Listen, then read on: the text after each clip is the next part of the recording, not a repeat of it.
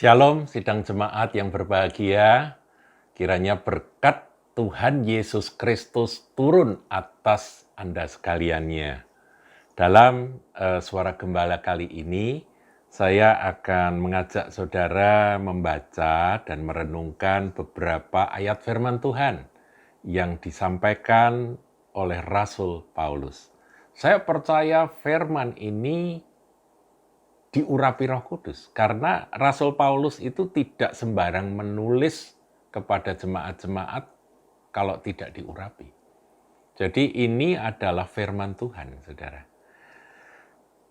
Nah, saya akan bacakan di dalam 2 Korintus 9 ayat yang ke-6 sampai ayat yang ke-10. Memberi dengan sukacita membawa berkat.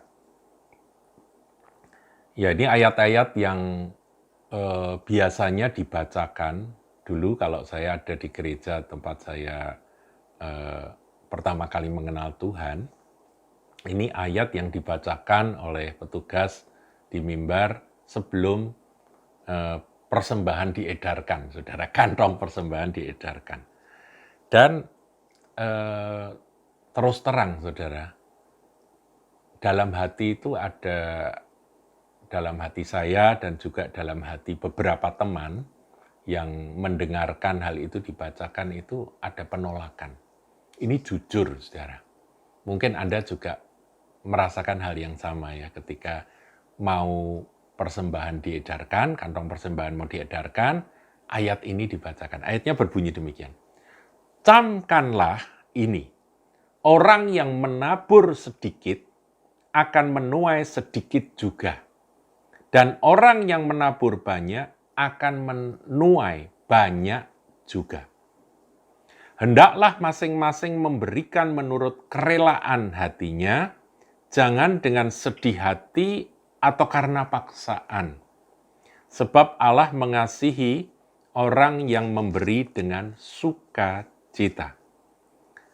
Dan Allah sanggup melimpahkan segala kasih karunia kepada kamu, supaya kamu senantiasa berkecukupan di dalam segala sesuatu dan malah berkelebihan di dalam pelbagai kebajikan.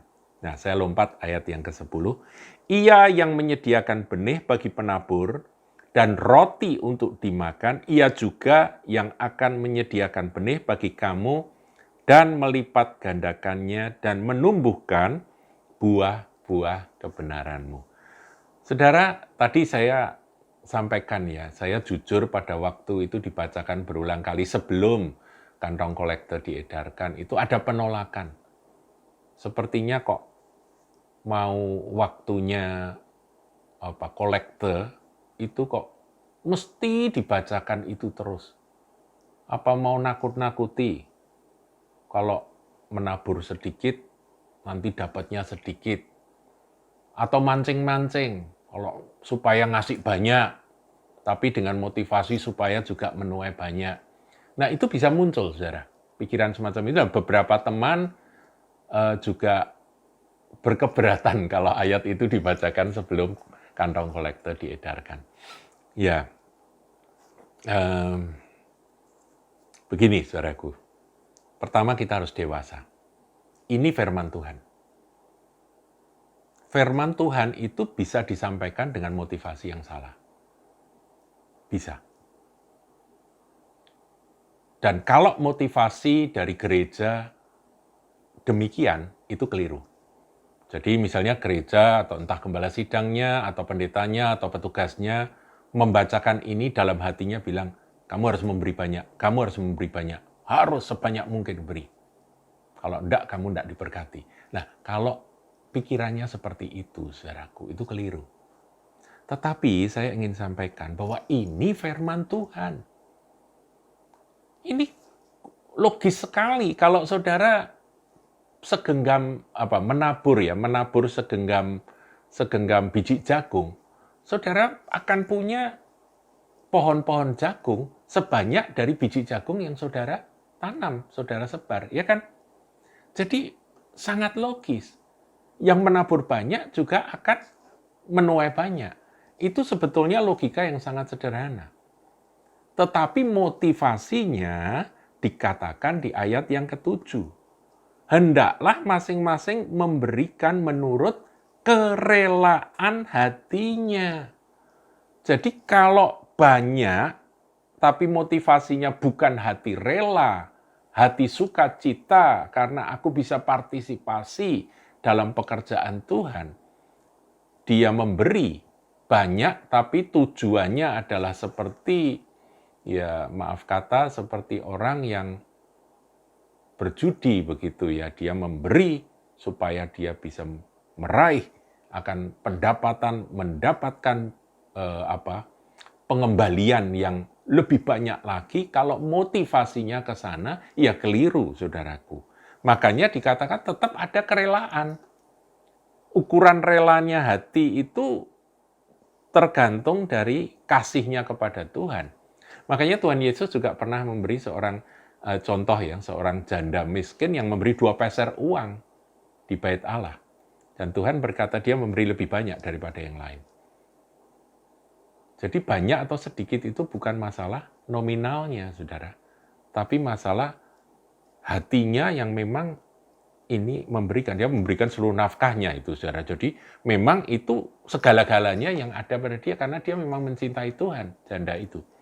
Jadi saudara, kerelaan hati itu jangan sekali-kali dengan sedih hati atau karena paksaan. Paksaan di sini ada paksaan yang betul-betul dipaksa, tapi ada juga paksaan karena takut, ditakut-takuti. Ya, kalau engkau nggak bayar perpuluhan, kalau engkau nggak kasih persembahan, nanti kalau nggak diberkati ya jangan salahkan Tuhan. Nah itu ada intimidasi semacam itu, saudaraku. Kemudian dikatakan sebab Allah mengasihi orang yang memberi dengan sukacita. Ini penting, saudara. Memberi dengan sukacita. Kalau saudara belum pernah memberikan persembahan dengan sukacita, coba berdoa. Minta pada Roh Kudus, Tuhan, aku ingin memberikan persembahan tapi dengan hati sukacita. Benar-benar, begitu memberi sukacitanya itu semakin meluap-luap. Nah, itu kalau sampai demikian, itu baru benar. Nah, rela, ya, tidak dengan sedih, atau merasa terpaksa karena terintimidasi itu tadi. Kalau aku nggak kasih perpuluhan, nanti aku nggak diberkati. Bukan itu tujuannya. Bukan itu motivasinya, maaf ya. Nah, orang yang melakukan dengan memberi dengan sukacita, Tuhan mengasihi dia. Nah, kalau soal Tuhan mau memberkati, ya itu sudah janjinya, saudara. Nggak usah diragukan. Dan saya melihat orang-orang yang cinta Tuhan, orang-orang yang betul-betul mengasihi Tuhan, mereka diberkati Tuhan. Mereka memberi dengan sukarela, dengan sukacita, tidak dengan sedih hati, tidak dengan terpaksa, tapi dengan sukacita, dan mereka diberkati Tuhan. Kemudian dikatakan, dan Allah sanggup melimpahkan segala kasih karunia kepada kamu, supaya kamu senantiasa berkecukupan dalam segala sesuatu. Ini penting. Jadi tujuan daripada hidup ini adalah cukup. Ya, cukup. Nah, cukup itu relatif, ya betul. Dulu ya dalam pelajaran cinta akan uang, saudara bisa ulangi lagi. Tapi cukup itu tujuannya. Di dalam segala sesuatu, dan malah berkelebihan. Ya, kalau ngomong berkelebihan kita senang ya, tapi berkelebihan dalam hal apa? Dalam pelbagai kebajikan. Jadi Tuhan itu ingin saudara cukup, saudara berlimpah dalam kebajikan. Itu yang Tuhan mau. Cukup bagi dirimu sendiri, engkau berlimpah dalam berbagai kebajikan. Memang kadangkala kebajikan harus dilakukan ketika kita punya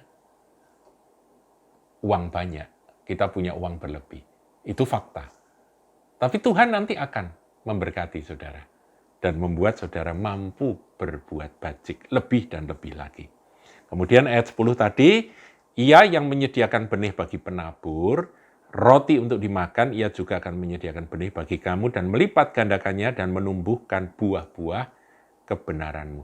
Jadi Tuhan itulah yang menyediakan benih untuk Anda tabur. Jadi kalau saudara saat ini punya berkat, ya berkat Tuhan, dan saudara karena cinta kepada Tuhan, saudara ingin mempersembahkan berkat itu kepada Tuhan, Tuhan ini sebagian dari berkat yang kau percayakan padaku dan aku ingin mempersembahkannya kepadamu. Itu pengertian kita bahwa ini benih yang dari Engkau. Jadi ketika aku menabur, benihnya juga dari Engkau, Tuhan. Jadi ini bukan punyaku, tapi punyamu. Begitu ya. Kira-kira